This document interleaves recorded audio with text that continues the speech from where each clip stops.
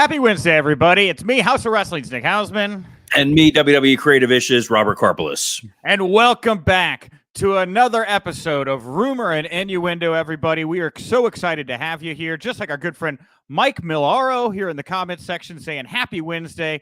You could be like Mike. You could jump into the chat room. You could let us know your thoughts as we go along with the show here today. And man, do we have a lot to talk about. We're going to be talking about Mercedes Moné, Andrade, MJF, and Ibushi's injuries, Kevin Dunn leaving WWE, Trinity Fatu's future, WWE NXT, and the Velveteen Dream. Or I should say Velveteen Dream. He put out this bizarre apology letter yesterday, or video yesterday, that we're going to dissect and discuss a little bit about here later. And if we have time at the end of the show, perhaps we will have some time to discuss Billy Corgan and the CW. I'm not sure if we'll get to it, but we'll do our best here today, Robert. Look, we'll see. Yesterday was our most viewed episode ever, and I think the big feedback was, can we hear about Billy and the CW? So tune in today. Maybe we're going to get to it. We'll find out, as my co-host, who was trending worldwide yesterday because people were so excited about hearing our potential Kevin Dunn stories today. Yes, absolutely. A melancholy trend for sure. Well, let's get into it. We're going to start with some news about some free agents here. Before we get into the Kevin Dunn stuff, we'll let people kind of come on in here today, fill up the chat room. Before we get to the news, I really love this comment here from I Am Mr. Cheeseball Productions saying, "Good morning, gents. Hoping Nick can get an amazing Chicago-style dog today, and Robert gets whatever he enjoys for lunch." You know, a Chicago-style dog actually sounds pretty good for lunch today. I'm sure you'll enjoy it. I've got leftover pizza. This is what we're talking about here, guys. There is so much news to talk about. We're talking about cooking leftover pizza after this meeting. Let's get to it. There's free agents abound out there in wrestling. Nick, where are they going to land? Well, we're going to find out maybe as soon as tonight. Arguably the largest free agent in all of professional wrestling, Mercedes Moné. Metaphorically, the largest. She's the biggest free agent. Mercedes Moné, 7 feet tall. Fightful reporting that despite a lot of rumor and innuendo, that it looked like she was heading back to WWE. Those talks are no longer happening, and she is now expected to debut elsewhere imminently. So the speculation, obviously, here is that she's AEW bound. A lot of people think she's AEW bound. Again, maybe as soon as tonight, the first Dynamite of 2023 or 2024. There were even people that thought she could be the devil at AEW World's End. That didn't come together, sadly. But what are your thoughts here on Mercedes Moné? So I'm a little surprised she didn't wind up in WWE. Now, nothing has happened yet, so she could still theoretically wind up there. I know that her asking price was higher than what they had just paid for Charlotte, and they probably were weighing the options of, do we pay her this and set a precedent that we're going to start paying this amount of money going forward, or are we going to just go with who we've got and build on them? AEW clearly needs another big splashy name to debut. I know they were teasing Mariah May as making her in-ring debut tonight, so maybe the idea is she comes out, here comes her opponent, it's Mercedes Moné, boom, you've got a big match right there. But again, who knows? It's AEW. You can never be too sure. It was interesting last night on NXT, for those of you that checked it out. Roxanne Perez has started using like a Banks statement-styled submission finisher, which she used in her match against Ariana Grace, not Ariana Grande. Draw what you will from that, but I did find it interesting that a star from NXT now using Sasha Banks' finisher down there in the yellow and black brand. I don't know. It's a special degree of controversy and conspiracy theory and tinfoil hat that I'm not quite ready to get to just yet. But look, if Mercedes Moné does sign with AEW, you immediately have established more credibility in your women's division than you have right now. Her and Toni Storm would absolutely be a major. I think that's a kind of match that you could theoretically headline your next pay-per-view with. And have they headlined a pay-per-view with a women's match yet? I genuinely can't remember. They've done ROH pay-per-views. Obviously, I think the most recent ROH pay-per-view was main evented by women, but I do not believe there's been an AEW pay-per-view yet that's been main evented by women. People are welcome to fact check me in the comment section, but I know they've had Dynamites and other big TV events headlined by women. I don't believe a pay-per-view. I think Mercedes and Toni is a strong enough match that you could absolutely headline a show with it, and I think the fans would welcome it and accept it. Yeah. No, the thing here about the women is and just AEW in general, it's all about the stories being told, right? Like, again, we've seen people come into AEW that just didn't click or whatever for some reason. It's taken a while for them to find their footing, or maybe never find their footing. Mercedes is a big deal. That first pairing, that first story right out of the gate, it's got to be one that you feel pretty confident in, because this is, you don't want to bungle this one with Mercedes Moné if you're going to bring her in. Well, it gives people a reason to tune into Dynamite tonight, because yes, there's fallout from World's End. We now know who the Devil is. I don't think we're going to see Max on there tonight or for a while, it sounds like, but we'll get to that in a little bit later. I know there's a couple other free agent names floating around there, Nick.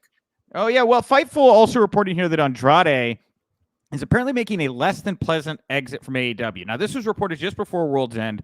Tony Khan confirmed during the World's End media scrum that Andrade is going to be leaving the company. He's going to become a free agent here. Apparently, Andrade let it be known to everyone at the Dynamite taping a week ago that he was going away. Expected back in WWE when his contract is up, presumably sometime this spring. But I think his contract's up, so I don't really know what this line is about. But then over on X, Andrade posted a thank you message to AEW confirming his exit. So last night on NXT, again, buzzy episode of NXT, they were teasing a former world champion who's going to come back on the show. I was leaving it open that it could be Andrade, but it was eventually Kevin Owens they brought back. But Andrade, the other big free agent, I guess you're on the market right now. Yeah, and I think when he does return to WWE, it'll be a big story. It'll be a big moment. And I think that one of the things Hunter has shown of late is his ability to handle a number of different wrestlers who fit the same niche. And before it was, well, we have our one lucha guy. So, or like in this case, Santos Escobar. So we can't have Andrade because the audience might get confused. I think Hunter realizes the crowd is a lot more sophisticated. They can differentiate and accept those nuances. I don't quite get how Andrade saying he's going to be leaving backstage was highly controversial or leaving in the wrong way. It's not like he was saying it on social media and saying like X number of days and then I'm gone. And I know he posted that big thank you on social media after about leaving, but sometimes you can rub somebody the wrong way or throwing it in their face. Like, I can't wait to get the hell out of here. And people are like, all right, well, to hell with you. Yeah. Well, we'll see what happens if he comes back to WWE. Obviously, the LWO seems to be where all the top Latino talent is landing these days. It's starting to feel like the NWO. It's a big faction, right? A lot of twisted turns. Could be spin-off groups here pretty soon. I do wonder if he'll wind up over there. Obviously, Zelina Vega currently with the LWO, which is who he was paired with for the majority of his last run. And with Charlotte Flair out injured, it's not like you could easily bring him in and do something with his wife or something. It just feels like the LWO is the softest landing place to kind of get him back into the mix over there at the moment. I'll agree to disagree just because I think if the inclination is just we put Andrade with the LWO simply because of his heritage, you can put him on Raw and he is immediately a top contender for Gunther. And I think that is appealing, and let Andrade stand on his own. You still have, Santos Escobar and his faction going up against the LWO, who got a nice boost from what we saw on NXT. Let Andrade do his own thing over on Raw, and he is absolutely someone who can get a great match out of Gunther and check off that intercontinental box of a global sort of superstar. All right. Well, somebody it doesn't look like we're going to see on AEW TV here for at least a little while, perhaps, is MJF. Now, the Wrestling Observer saying that his shoulder injury is so severe right now that he will likely require surgery, but he could also choose to maybe just rehab through it. Either way, it looks like it's going to be a lengthy amount of time off. He's not expected for tonight's Dynamite by any stretch to kind of even just appear as a figure who lost the title. And with him no longer on the AEW roster page and the comments he's made about how we're going to have so many questions around his contract, it would seem that this is what we all thought was going to happen here. Max taking time away and just kind of trying to put some mystique, some mystery around himself while he's unable to appear on AEW TV for the time being. Narratively speaking, it makes sense for Max to be off television. He lost his title. He lost his title in such a way where he was a broken man. He literally got choked out. There was no fight left in his body because of everything the devil put him through, all these different people coming after his title, coupled with the fact that you reveal that Adam Cole was the devil, and now his one friend in the world has stabbed him in the back. I personally hope that he chooses surgery over the rehab, just because if you're not doing everything you can to repair yourself, you do run the risk of hurting yourself more. On the other hand, he has eloquently said it on air. He's the most entertaining thing on your show. And if he's gone, who's going to step up and replace him? Yeah, a great question, right? I mean, who is that person to fill that MJF void right now that has that kind of popularity? I mean, Tony Storm is kind of a bit of lightning in the bottle right now. Swerve Strickland is certainly lightning in a bottle right now. I really wish they hadn't done him the way they did at World's End, because I think he was the one that was really being positioned to fill that void and connect with that audience. The guy that I would love to see in that spot is Will Ospreay, but we don't get him until March or possibly April. But he is the charismatic talker, in-ring performer guy who people can get excited about as being new, but yet also an established star that people can really gravitate to. I just don't know who. Kenny's obviously on the shelf. You can't lean on Kenny. I just don't know who's going to fill that vacuum that exists right now with MJF on the shelf, whether it's for weeks or months. Yeah. Well, hey, they're hoping Samoa Joe, right? They're putting the title on him. They're hoping this Devil storyline grabs people. Both of those were just announced this morning, for what it's worth. Appearances from Joe and the Devil. And again, like, it hasn't been everybody's cup of tea, but that whole Devil storyline drove a lot of traffic. That was the thing that had a lot of people's attention. Good, bad, or indifferent, wrestling storylines, even in AEW, where a lot of their fan base covets in-ring performance over everything else, storylines do get people to tune in. They get them excited. What I think is curious is the foil to the Devil and his faction was MJF, and now MJF is gone, and the Devil and his group don't control the title. Joe does, and Joe was very much a heel at that pay-per-view. Do you now big show him and switch him back, and now you have, Adam Cole and that group going after him? Is there somebody else they're going to be targeting? A lot of questions, a lot of reasons to tune in to see what's going on with Dynamite. And I know they announced, I want to say Danny Garcia and Swerve, I think is the match that they've announced for it. And they've also announced Dante Danny Martin. Sorry. Yes. Yes, you're right. I got Dante Martin and Orange Cassidy. So there is look, my hope at this point, because you really need to put steam behind this new group. Roderick Strong and the Kingdom were seen as comedy heels for the last several months. They're walking around with a stuffed giraffe. You're doing all the neck stuff. You need to make them absolute killer monsters. My guess is Dante Martin and Orange Cassidy, match people are excited about. Babyface. You have the Devil and his crew just come in and destroy everybody, rip up the ring, Nexus style. And now we are the group controlling everything, and we're taking over AEW. They really need to stamp their flag here to save this. Well, one name we won't be seeing in AEW tonight, maybe for a little while here, is the final E in AEW. Kota Ibushi, Hochi in Japan, reporting that he injured both his ankles during a big Noah match 2 nights ago. He requested an ambulance for the match, or after the match, after being in extreme pain. The story itself is crazy because it says he injured both his ankles like very early in the match, and then proceeded to wrestle for half an hour and try to walk it off backstage, and then couldn't, and finally caved. He said he needed an ambulance. If he broke both of his ankles and wrestled for a half hour, that's just absolute insanity, man. That's warrior stuff right there. That is adrenaline flowing through your body, but it highlights something I had talked about before when we were talking about the All Japan relationship with WWE, and are we going to see more crossover?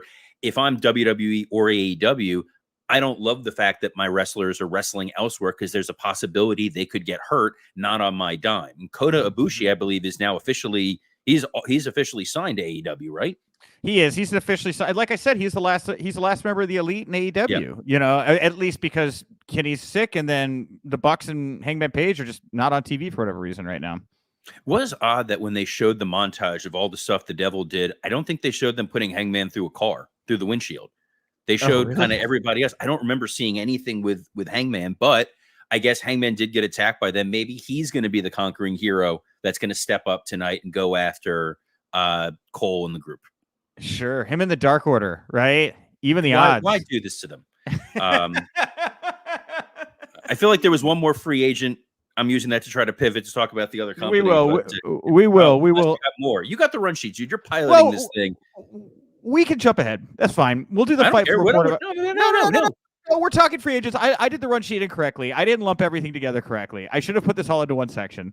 You're right. Fightful reporting Trinity Fatu expected to wrap up with TNA very soon, return to WWE. There were talks with her coming back to WWE about a year ago that fell apart because apparently at the time the company was under an unofficial freeze on hiring, which was, of course, because they were waiting for the UFC WWE merger to go through to form TKO, and they didn't want to add any extra expenses while things were being whatever finalized. But now that that is behind us and they are re-signing talent again, it would seem that Trinity will find herself back at WWE. And, with Mercedes Moné not heading back, and, it doesn't look like you'll be able to bring them back into the women's division, at least if we are to believe the rumor and innuendo as it stands. It's been a lot of people have been waiting for the bloodline to welcome Trin, I feel like, into that mix. It would make it, I guess, because she's married to Jimmy, right? She's married to Jimmy. Yeah, and Jimmy's still in the bloodline, right? For now. I just think that it would be refreshing to see a woman in that mix, and could bring some new life to it. I don't know if you feel the same way. I do in the sense that, yes, I would love to see a female component in the bloodline. The problem that they have is on SmackDown, Damage Control is this monster heel stable, and you need a strong babyface to go up against them. Where Trinity would be strongest and best used right now is the person to challenge Rhea going into the Royal Rumble, because Rhea beat Ivy Nile on day one, and the crowd was almost entirely behind Rhea Ripley. They were not supporting Ivy Nile as the plucky underdog babyface, but you can't turn Rhea babyface because her mystique right now is in being this evil, controlling leader of New Day, and you need to keep her heel going up to Mania, where it seems most likely that she'll face Becky Lynch. That seems to be your women's Mania match. So putting an exciting new babyface in there to face Rhea on Raw, Trinity Fatu would absolutely fill that void. And the crowd, because she's new, she's a babyface, she's someone they love and are excited about, they will cheer her against Rhea and want to see her win. Mm-hmm. Yeah, that's a very good point. I just think it would be nice to see her in the bloodline. That's just personal opinion on my part. All right, let's get to the big to-do. The thing I've been waiting to talk to you about, Robert, and maybe that's why I was shuffling to get to this. There was a huge figure that left WWE. He's been a part of the company for 40 years. PW Insider was the first to report that Kevin Dunn is no longer with WWE, or I believe he's left. I believe he's left at this point. Fightful put out first the memo that Nick Khan issued internally confirming the departure of Dunn. Now, you had a chance to work with Kevin. Robert, talk to us a little bit about the role Kevin Dunn has played in WWE history and what his exit really means to the company. You just hate to see it. You hate to see a good guy just gone in the prime of his career. Look, Kevin Dunn, for a lot of us, is the reason you became a wrestling fan. The production style that he put together made WWE look like it belonged on a national platform. Part of the reason why I studied television production in the first place were a lot of the things that Kevin Dunn put in place. Those video packages at the beginning of Raw, the slick presentation, the lighting, before he started with 1,000,001 camera cuts. You watched it. There was a cinematic quality what WWE was doing that if you watch the NWA or the AWA or eventually WCW, they never got to that level. Kevin Dunn was absolutely the secret weapon. The problem with Dunn was he maintained this iron vice-like grip over all of production, and he had Vince's ear, and he would give his input that was antithetical to what everybody else wanted. He was resistant to a lot of change. There were a lot of wrestlers and wrestler body types that he did not like. He was not a fan of Christian. I loved getting to work with Christian when I was at WWE. I loved getting to do some of the peep show stuff, but I knew if I'm sitting there saying, hey, we should strap the rocket to Christian, it's a great way to turn around and get your water cut off. Kevin had what he liked, the body types that he knew Vince liked. He would pump it up and say, yeah, you want those strong, muscle-bound Hogan-style guys, not the smaller guys, not the more nimble guys, not the indie guys. And working with him on the production side, a lot of people butted heads with Kevin, and Kevin was not going anywhere. He was the boulder that you're trying to push up the mountain like Sisyphus, but he isn't going anywhere. And the number of text messages that I got from former colleagues rejoicing and celebrating the fact that Kevin Dunn is gone is extremely long. Mike Mansouri, who I know loved his time with Kevin. He and I have different opinions in terms of our working relationship with Kevin. The idea for a while, they thought that Mike was going to step up and take Kevin's spot when Kevin left. That obviously did not happen. Now Mansouri running things in AEW.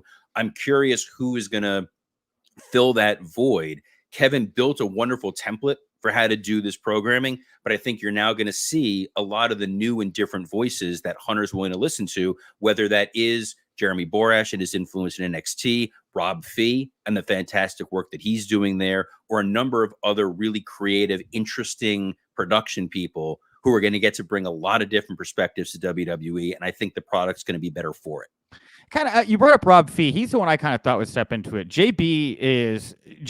Borash is very, very talented when it comes to production. I mean, all of the very unique kind of Hardy Compound stuff and all the stuff that you really enjoyed from that kind of cinematic era, that was all JB, right? Like, he's got a mind for presentation, but he's also just got a mind for the business that I don't think that Hunter would want to take away from just the day-to-day kind of creative duties of what he's doing down in NXT or beyond. So Rob seems more like he's been groomed. So I don't think, not to speak for Rob, he's a great guy. I've known Rob for a while, but I don't want to speak for him. I think he's very happy doing the vignettes, the long-term plot. To be the guy sitting in the chair in the truck and calling out camera cuts, that's a very demanding job. And I'm sure there's a lot of really skilled, a lot of talented people who were there who were ready to step up into that position. Personally, look, I'm just Kevin has people like him. He has a lot of detractors, mainly people who've worked with him over the years. And I think that you're going to see a chance for the WWE product to be freshened up in a way that you really haven't seen before. Cadillac Carson here in the comments section asking about Kevin Dunn. I heard he wasn't a fan of Becky Lynch. Robert, is there any chance that you know if that is true or not? I wasn't there when Becky was there. I can see why he may have detracted with Becky, whether it's the accent or Lord knows maybe he doesn't like red hair. He may have his own picadillos in the way Vince doesn't let you yawn. Kevin Dunn, and I know when I was there, John Gaboric Big, who was his friend, who was one of the other heads there, they were doing the Diva search, and we had certain archetypes of what we were looking for there. And Jim Ross always says they want athletic 10s. They want a lingerie model who can go out there and perform in the ring. I mean, Maxine Dupree right now is sort of the template of what would make Kevin Dunn and John Gaboric super happy. I can see Becky Lynch not necessarily fitting that mold that he has in his mind, and him saying, this isn't someone I can get behind. I'm just sorry. It's the last time I'm doing it today. I promise. No, it's fine. It's fine. You worked with the band, right? I'm absolutely going to do it again. Yeah, do every. The Rock was out there impersonating Iron Sheik on Monday night. Let's just get into it, right? It was great when he did that. Last, I'll take one more here from the comment section. Talking Twins MLB podcast. Facts. WWE video production during Attitude sold the product as much as the storylines, and I think it's a really valid point. For all the changes they made during the Attitude Era, really changing up the production, the presentation of the product, moving more into that kind of dark and red and black kind of color scheme. Definitely made the product feel different, and it definitely felt elevated. You got the big Titantron coming in and stuff. I mean, there were a lot of big changes made during the Attitude Era that really certainly helped the company weather that storm. There were, and it was, you had Dave Sahadi, you had Adam Panucci, you had a murderer's row of behind-the-scenes production folks who were churning out a really fantastic product on there. Kevin was the guy at the helm, so, good, bad, or indifferent, he gets the credit. And our good friend, the Blue Meanie, Brian Heffron here in the comment section today. Would Marty Miller be the next logical replacement? I'll throw that one to you, Robert. Sure. Again, I don't know what's necessarily going on behind the scenes. Who was sitting next to Kevin and absorbing all that? You never know who's going to wind up stepping into that spot. And this is a position they haven't been in 40 years. We're in a world where there's no Kerwin Sophies, there's no Kevin Dunn. It's a brave new world.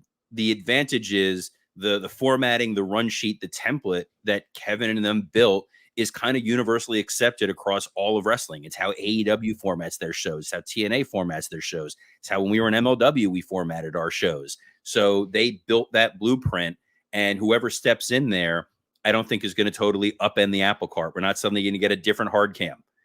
It's going to, for the most part, look a lot the same, but I think they're going to give different people, different styles, different techniques to try. Awesome. Hey, and by the way, thanks for stopping by, Meanie. It's always great. I'm always happy that you're here. Appreciate Those of you buddy. listening on audio, Nick is dancing. He's not hyperventilating. It's just from an audio perspective. It sounds like you're. Just please stop. It's disturbing. I can't talk about Meanie without doing the blue Meanie dance. I can, and I'm not. So speaking about fun stuff, last night on NXT, I've already actually kind of covered most of the stuff that happened on NXT. I had saved for this block, but there was one thing I just wanted to bring up. Carlito stepped in for Dragon Lee. By the way, I was able to say to people earlier in the day that Dragon Lee's passport issues were valid, not a storyline. He wasn't going to be on the show. Then he wasn't on the show. He did get replaced by Carlito, and they did this spot that has gone viral where Joaquin Wilde is on the second rope, and Carlito's on one side. You got Cruz del Toro on the other side, and they pop him off into the air, and he flies. And he goes like 15 feet, falls into the no quarter catch crew, and it was just beautiful. Now, I've seen a lot of people saying that they've never seen this spot before, and I don't know that I've seen it that often, but I think this is a lucha spot. Like, I think this is a not uncommon move down in Mexico, but I could be wrong. I was just impressed it got pulled out here for sure. It was beautiful. It was very well done.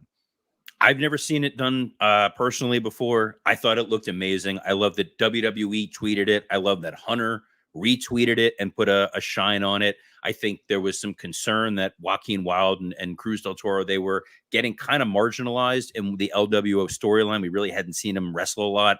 I think this sort of buzzworthy moment is going to put a spotlight on those guys, and we'll see a lot more of them, especially as we go into this new feud with Garza and Humberto Carrillo. With a couple minutes here left to go, let's talk about the two most uncomfortable stories of the past 48 hours. One of them happened in the last 24 hours. The one that happened last 24 was the Instagram video that Velveteen Dream, a.k.a. Patrick Clark Jr., put out yesterday. It was about 4 minutes long. He apologized to WWE. He apologized to Triple H. He apologized to Shawn Michaels and others. Did not explicitly, in my opinion, get into what he was apologizing for.